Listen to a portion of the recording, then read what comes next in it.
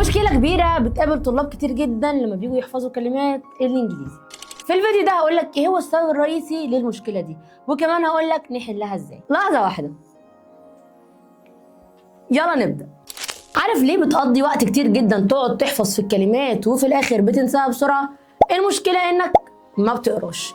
ايوه يا جماعه، المشكله انكم اصلا ما بتقروش الكلمه، بتبداوا تكتبوا الكلمه مرات كتيره تحت بعض وتنزلوا بيها صفوف، وفي الاخر طبعا كل ده بيتعامل معاه كشكل مش ككلمه.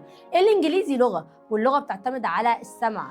المواد اللغويه بتعتمد على السمع، لازم تسمع نفسك وانت بتحفظ الكلمه، فلازم تقسم الكلمه لمقاطع صوتيه، تعلي صوتك وتسمع نفسك كويس جدا، وتقرا الكلمه، تقرا كل حرف في الكلمه صح وانت بتحفظها. وبالطريقه دي هتكتبها مره او مرتين، وفي الاخر هتلاقي نفسك حفظتها كويس جدا ومش مضطر ان انت تتعامل معاها كشكل. وكمان طبعا لما هتقابلها بعد كده ان شاء الله هتكون فاكرها ومش ناسيها.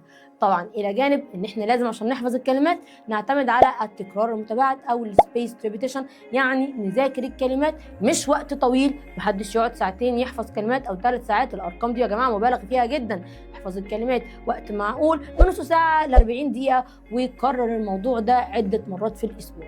بس كده يا شباب، دي كانت نصيحتي النهارده عن حفظ الكلمات. فهمتوا حاجه؟